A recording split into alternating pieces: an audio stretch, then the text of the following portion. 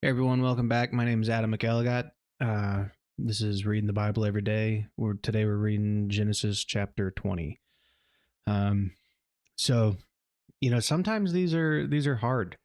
I got to be honest. On one hand, the discipline that it takes to do this every day is definitely not 100% natural. At least not to me. And I think some days I'm not really sure what I'm really supposed to do when I get up here. Am I supposed to just read? Am I supposed to do the same thing I did every day? Am I supposed to? I don't know. I just don't know what the expectations are. But um, I feel like I feel like this is something I've started. Now I have to do it, and not from like a bad place, but just from a place of accountability. I don't know. I feel like I just put that together, but that's the name of the series right now. So um, I guess that's what it's about. It's not supposed to be easy. It's accountability. And you got to hold yourself accountable. You got to hold other people accountable. Iron sharpens iron. And you should have heard my wife. She was really keeping me accountable today. So really appreciate her. God bless her. God bless her heart. That being said, let's go ahead. Let's start off with a prayer.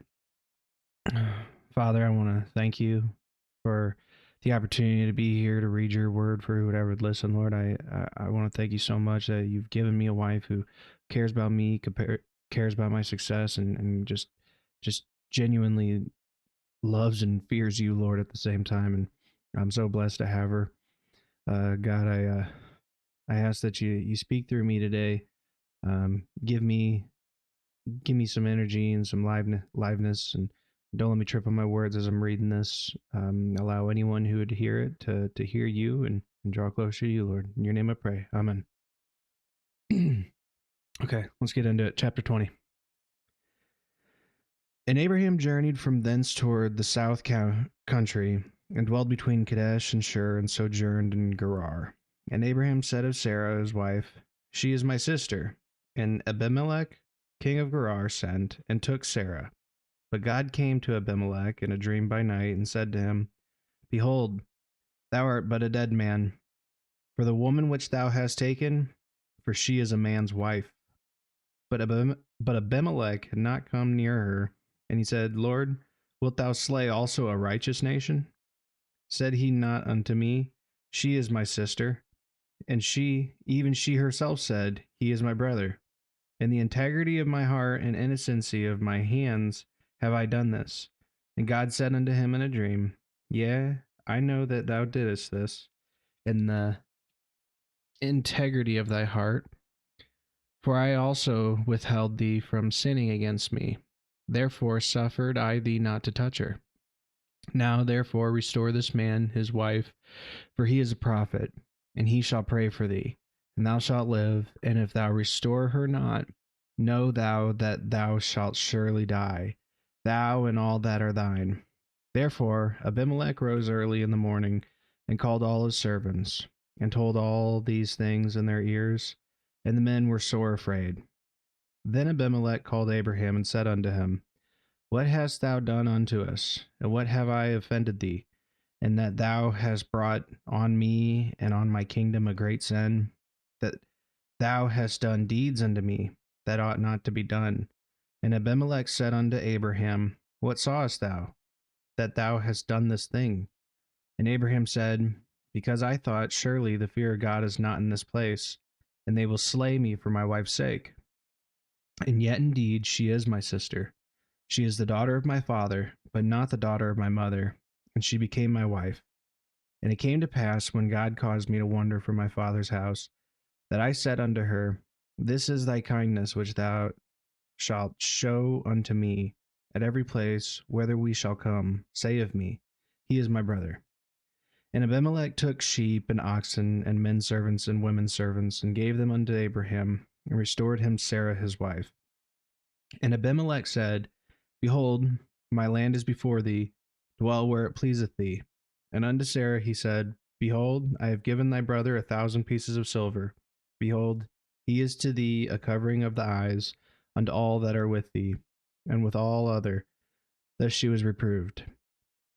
So Abraham prayed unto God, and God healed Abimelech and his wife and his maidservants, and they bare children. For the Lord had fast closed up all the wombs of the house of Abimelech because of Sarah, Abraham's wife. Okay, that's Genesis chapter 20. So, man, we're always learning some new stuff in Genesis. So apparently Sarah is Abraham's sister. They have the same father, different moms. Um, he's probably 100 plus years old right now, and now he decides to tell us. So I don't know, pretty interesting stuff. But um, I feel like there's some things I could pick out about this.